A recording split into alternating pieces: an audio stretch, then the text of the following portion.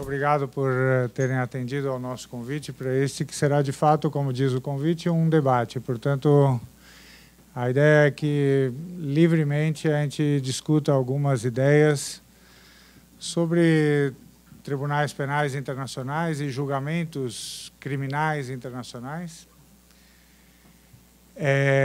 de um ponto de vista que a gente anunciou como sendo crítico, né? Então, segundo o programa, eu, em princípio, deveria dizer algumas palavras agora sobre o que a gente quis dizer com isto, né? Com esta perspectiva crítica. As boas coisas de você, de vez em quando, ter um elevador que não funciona muito bem é que ele acaba te atrasando um pouco, ele te toma alguns minutos da sua fala, você é obrigado a falar menos. Você, portanto, se expõe menos nessa primeira fala, pelo menos. Então, eu vou tentar ser um pouco mais breve do que eu seria, ou do que estava programado, para a gente já poder passar para a primeira discussão sobre tribunais específicos. Eu vou localizá-los, ou vou tentar localizá-los em relação ao que estamos fazendo aqui, ao que deu origem a isso que estamos fazendo aqui. Eu, na medida em que fui produzindo coisas sobre direito internacional, ou pensando coisas sobre direito internacional aqui na Escola de Direito, cheguei em algum momento a uma discussão sobre a ideia de rule of law em direito internacional. Quer dizer, será que é possível pensar rule of law, o que a gente em português normalmente chama de Estado de Direito, numa ordem jurídica que é totalmente diferente das ordens jurídicas internas, que é a internacional? Será que é possível, portanto, este Estado de Direito, este governo pelas regras, esta ideia de que a vida seja, de fato, regida essencialmente pelo direito? Claro que havia aqui tantas questões a considerar em relação a isto. Algumas delas me pareceram ser problemas de estrutura mesmo do direito internacional, quer dizer, a natureza mesmo do direito internacional coloca obstáculos a este Estado de Direito, a este rule of law. E depois, o direito internacional é muito vizinho, muito próximo de dinâmicas que são as dinâmicas da política internacional e que são as que a gente talvez chamasse de grande política. Quer dizer, todo o direito está intimamente conectado à política, mas o direito internacional está conectado às grandes questões políticas de ordem no mundo, né?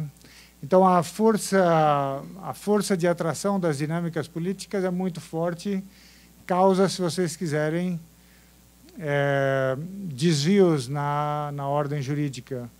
Me ocorre agora, por acaso, e falo livremente, quando eu fui tentar entender o que eram buracos negros, né, eu só entendi que os buracos negros eram lugares de tamanha atração que mesmo a luz, quando passa por perto, é ao menos desviada, o seu caminho se desvia por causa dessa força de atração, ou mesmo é totalmente engolido. Então, me parece que o direito internacional, na esfera das relações internacionais, é como se, quando ele chega muito perto da política, ele sofre esse efeito do buraco negro, ele se desvia, ele se deturpa e talvez mesmo seja engolido. Então, a pergunta que eu um dia cheguei a fazer, pensando especificamente um desses temas da política internacional, que é a política do Oriente Médio, e que era como a política do Oriente Médio se revelava ou se desenvolvia dentro do Líbano, certo? E um dos fatos mais marcantes dos últimos anos nesta política regional e nesta política especificamente libanesa foi a criação de um tribunal especial para o Líbano, sobre o qual eu falarei um pouco mais tarde. Mas esse tribunal me fez pensar no tema dos tribunais penais internacionais e a sua relação com a política na esfera internacional. Então, esse é o ponto, digamos, de partida, eu escrevi um pequeno artigo sobre isto, e em determinado momento, falando com amigos muito caros, que já falarão aqui, o professor Aziz, especificamente, em Minas Gerais, dissemos que poderíamos fazer um livro sobre isso, né, sobre os vários tribunais penais, adotando esta perspectiva crítica. Então, nós convidamos vários amigos para que eles fizessem parte do projeto e enviamos a eles o meu artigo, aquele artigo originário meu, e um artigo de um professor que vários de vocês vão conhecer, que é o professor Koskeniemi, né, que é um grande internacionalista. Eu digo isso para os alunos, né, é um dos maiores internacionalistas contemporâneos. Ele será uma referência necessária para vocês, na medida em que vocês avançarem nos estudos. E ele escreveu um artigo bastante interessante sobre os tribunais penais internacionais e que tem uma pegada crítica também, que a gente adotou como ponto de partida para a nossa... Acho eu que esses dois textos, digamos, partem de uma pergunta fundamental, que é: para que servem tribunais penais internacionais? Isto quer dizer várias perguntas diferentes, né? Para que nós os queremos, quer dizer, com que intenção eles são criados, qual é a utilidade real que eles pretendem ter, uma vez que eles estão funcionando, qual é o resultado real que eles trazem, certo? Quer dizer, qual é a razão fundamental e qual é o objetivo e qual é a resultante real do trabalho dos tribunais penais internacionais. Claro, essa é uma pergunta que se faz de modo genérico, mas se responde muito mal de modo genérico, certo? Porque a tipologia dos tribunais penais internacionais e a variedade dos casos de julgamentos criminais de caráter internacional é tão grande, essas duas variedades são tão grandes, que você se pergunta se cada um dos tribunais e se cada um dos julgamentos não serve a propósitos diferentes ou se não funciona de fato de modo totalmente diferente. Agora, era preciso fazer algumas perguntas que pudessem englobar todos os tribunais, ainda que as perguntas tivessem respostas diferentes para cada um deles, né? Assim, eu acho que o Koskeniemi diz, eu vou me referir a algumas coisas do que ele diz, depois eu vou tentar ser muito breve com o modo com que eu olhei para isto. Ele diz, a ideia central o dilema com o qual nós lidamos será possível julgar individualmente, julgar indivíduos por grandes desastres humanitários, certo? Sem transformar isto no que ele chama de show trials, sem transformar isto num mero espetáculo, certo? Então, será que é possível fazer isto? Será que cabe você buscar a responsabilidade individual lá onde o contexto é tão mais complexo, é tão mais dramático, certo? Então, essa talvez seja a pergunta fundamental. Será que cabe buscar esta responsabilidade individual? Ou será que é uma tarefa inútil? Ou é uma tarefa que só servirá a outros propósitos que não os declarados, certo? E a isso nós voltaremos um pouco mais para frente. Uma coisa que o Koskeniemi nota nesse seu artigo é que esta tendência da criação dos tribunais penais internacionais decorre de uma vontade de transferir para o internacional as dinâmicas e as lógicas do direito interno. Quer dizer, justamente, estamos pensando no estabelecimento de um rule of law na esfera internacional. Pensamos o rule of law, sobretudo, como baseado nos direitos internos. Eu transfiro esta racionalidade para o direito internacional como se fosse possível. E essa ideia, para os tribunais penais internacionais, consistiria em, essencialmente, nenhum crime deve passar impunido, nada deve passar, nada se deve deixar passar.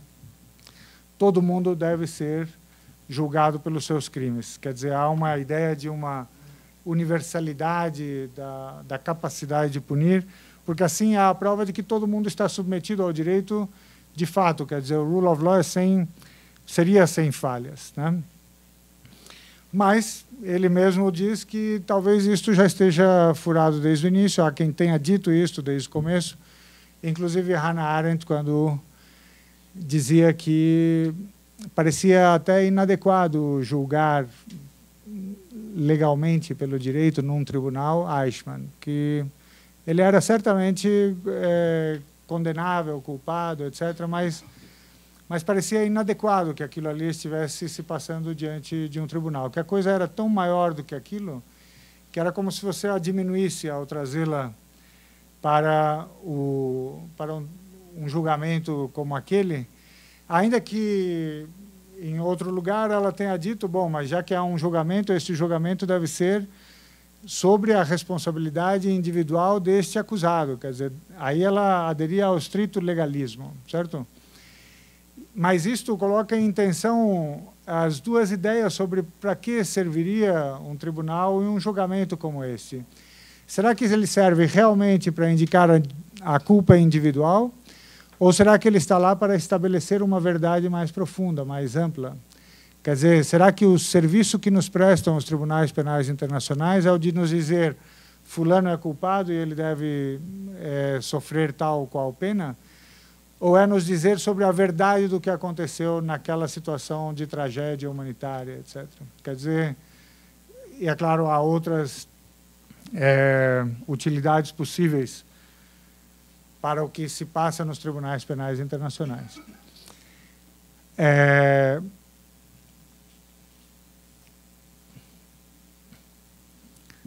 Então,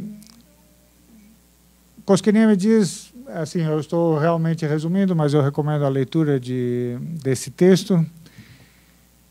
Ele diz, será que é para punir individualmente a pessoa culpada pelos crimes? Será que se trata de impedir ou de mandar uma mensagem a outros possíveis criminosos no futuro? Quer dizer, o efeito de deterrence, né? De demover as pessoas de cometerem crimes, servir de exemplo. Será que os tribunais penais internacionais servem para regenerar o tecido social e permitir que ele agora reconstrua novas bases de convivência social? Será que ele serve para estabelecer a verdade? Cada uma dessas questões traz os seus problemas, certo? Será que é suficiente reduzir o que acontece nesses grandes momentos de tragédia humanitária a culpas individuais? Será que é possível, na verdade, estabelecer a culpa individual quando você, conectando com o contexto em que aquela conduta aconteceu, você percebe que aquela conduta aparece quase como dentro da normalidade dentro do contexto. Portanto, não há nem como dizer com a certeza absoluta de que aquele comportamento era um comportamento criminoso dentro do contexto social em que ele se inscrevia, quer dizer, dentro do contexto de normalidade política em que ele se inscrevia. Justamente por isso, talvez a ideia de que isso daqui demova outros de fazerem crimes no futuro também parece ter pouca força, porque, e isso é uma coisa muito interessante que aparece ali, muitos desses crimes, especialmente quando você se refere à época do nazismo, ao comunismo, etc., muitos desses crimes eram cometidos não porque havia uma vontade de fazer o mal, mas justamente o contrário. Eles se inscreviam num projeto de criar um mundo melhor, onde quer que isto levasse. Portanto, havia uma percepção de que aquele mal, aquele crime, era um comportamento necessário para a construção do bem maior. Portanto, talvez nessas circunstâncias, quando você pensa estar fazendo o bem, essa ideia de que a criminalização ou o julgamento vá demover o criminoso de comportamento futuro, além do que, será possível, diz ele, e eu concordo, será possível que tribunais penais internacionais terão, então, a missão de transformar o ser humano comum em um super-herói, aquele cara que vai resistir à pressão fenomenal em que esses crimes se dão. Quer dizer, o contexto social cria tal pressão sobre as pessoas em que é muito difícil você resistir e se transformar, então, no herói que vai dizer, não, eu não entro nesta. É claro, sem falar dos aspectos psicológicos da ação coletiva desse tipo de violência, etc.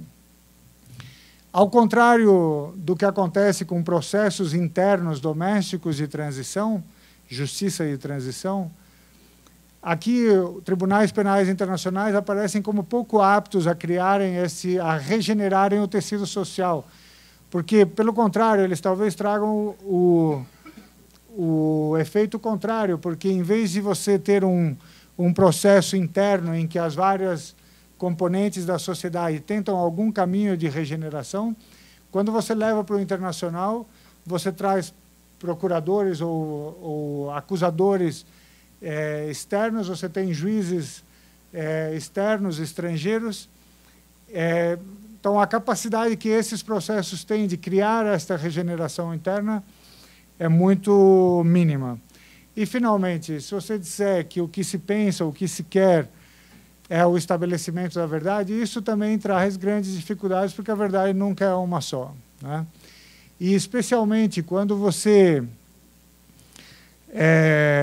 traz os acusados para o banco de réus, se você quiser, de fato, um processo que não seja um mero show trial, né, um mero espetáculo, uma mera alegoria de julgamento, não é isso? Você tem que dar voz ao acusado, e ele trará para você aspectos da verdade ou outras verdades que não aquelas sobre as quais, normalmente, os tribunais penais internacionais foram construídos. Quer dizer, isso é muito importante da gente perceber. Os tribunais penais internacionais, especialmente os ad hoc, é claro que nós vamos ver as tipologias aqui, mas especialmente aqueles criados para situações especiais, como, por exemplo, Ruanda, Iugoslávia, Camboja, Líbano, etc., eles são criados, em geral, com base em uma versão da verdade que é aceita, certo? Quer dizer, se vocês quiserem, no exagero, digamos, é a justiça do vitorioso, a justiça do lado vitorioso que monta os tribunais sobre premissas determinadas, certo? Quando o Koskinen escreve esse texto, ele estava escrevendo o texto quando Milosevic começava o julgamento de Milosevic no Tribunal Penal para a ex-Iugoslávia. E justamente Milosevic estava incomodando demais, porque justamente ele estava sendo muito inteligente em usar o tribunal para trazer a sua verdade de como as coisas tinham acontecido ou do que tinham significado as coisas. Inclusive, substituir a ideia vigente de que aquilo ali era um conflito de natureza étnica, etc., por uma outra versão segundo a qual aquilo ali era um jogo de grande política e de que ele só estava sendo acusado ali porque ele tinha sido o lado perdedor no jogo das potências em relação à ex-Iugoslávia. Então, o dilema era esse: ou você vai atrás da verdade, e isto quer dizer que o acusado precisa, então, poder dizer tudo o que ele quiser dizer, e, normalmente, a sua defesa estará fundada numa coisa que me parece aparecerá em outros tribunais, especialmente no do Líbano. A sua defesa estará fundada em deslegitimar o próprio tribunal, quer dizer, deslegitimar a versão da verdade sobre a qual o tribunal está montado, certo? Isto é muito importante da gente entender, porque, na verdade, as duas escolhas básicas, e isto não sou eu quem diz era um advogado francês de origem vietnamita que defendeu casos famosos na França, o Vergès, e ele fazia a diferença entre o tribunal, o julgamento de ruptura, que é esse em que a defesa chega para dizer esse tribunal não tem legitimidade, ou então aquele julgamento de aceitação, em que você simplesmente vai lidar com as questões jurídicas, culpa, não culpa, responsabilidade, tempo de cadeia, defesa e assim por diante. E isso me parece ser uma chave muito importante de diferenciação. Se você não permite que o acusado venha e ponha em xeque esta legitimidade do tribunal, a verdade do tribunal, você transforma o julgamento num mero espetáculo que tem justamente um fim pré-determinado, certo? E isto é um dos que me parece ser um dos grandes problemas dos tribunais penais internacionais, é de que a questão parece estar posta sobretudo em quem vamos acusar, porque uma vez acusado, o caminho para a condenação, porque o propósito dos tribunais é a punição, quer dizer, justamente por isso se pensa que eles foram criados. Então, eles só serão bem-sucedidos na medida em que eles punirem aqueles que eles acusarem. É claro que eu estou super simplificando aqui, mas o que eu gostaria de dizer, e esta tem sido a minha perspectiva sobre isto, é de que quando nós nos defrontamos com estas crises humanitárias, estes crimes, se vocês quiserem, nós fazemos escolhas, quer dizer, quem vocês quiserem, a comunidade internacional, os vencedores, o Conselho de Segurança, a ONU, o próprio país, etc. Alguém faz escolhas, certo? E algumas dessas escolhas são fundamentais, e eu acho que todas elas são tocadas em maior ou menor medida por considerações de natureza política. Eu acho que em várias circunstâncias elas são totalmente tomadas pelo político, certo? Então aqui aquilo que eu chamava de buraco negro opera totalmente. O Tribunal Penal, que pode até funcionar no seu funcionamento diário, se você falar com os funcionários, se você falar com os juízes, se você falar com o promotor, todo mundo está fazendo o seu trabalho tecnicamente, corretamente, com a maior boa-fé, etc. Quer dizer, tudo caminha dentro da normalidade do direito, como se você estivesse em qualquer outro tribunal. Se discute a questão da jurisdição, do direito de defesa, do equilíbrio de armas, do modo de produção das provas, etc. Tudo funciona na normalidade. Mas, de algum modo, aquele processo de normalidade está a serviço de um jogo político muito maior, muito mais forte, e que determina não só o modo como ele se dá, mas a sua resultante final. Algumas dessas escolhas que a gente faz são estas. Cria-se um tribunal internacional ou não se cria? Por que em algumas circunstâncias alguns são criados e em outras não? Isso é uma pergunta fundamental. Por que se criou Ruanda e Iugoslávia e não se criaram outros? Certo? Por que se criou o do Líbano como se criou o do Líbano? Que daqui a pouco eu falarei sobre isso. Certo? Outras escolhas que você faz, os crimes que você vai julgar. Quais são os crimes que você vai julgar? Claro que aqui já há quase que um consenso em relação aos crimes dos vários tribunais penais internacionais, mas o caso do Líbano já é um caso bem diferente, certo? As escolhas feitas em relação ao crime são totalmente diferentes. Você faz escolhas de procedimento, você faz escolha de lei de processo. Então, por exemplo, eu vou discutir isso mais tarde, você decide se você julga a revelia ou não. Não é isso? Isso é muito importante para os efeitos que terá o tribunal. Você decide sobre lei aplicável ao crime. Será que é a lei interna? Será que é o direito internacional? Você decide sobre os casos que serão investigados e as acusações que serão feitas, e os casos que não serão investigados e as acusações que não serão feitas, certo? E isso vocês verão, inclusive, no TPI.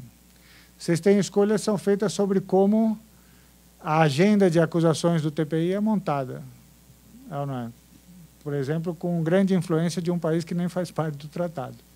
É ou não é? O que eu quero dizer é que são escolhas que você faz ao longo do processo, desde antes da criação e em seguida à criação, que podem ser vistas como tendo racionalidade jurídica ou então precisam ser pensadas diante de uma racionalidade mais evidentemente política. Eu serei muito mais explícito com relação a isso quando eu falar sobre o Líbano, certo? Por enquanto eu fico por aqui.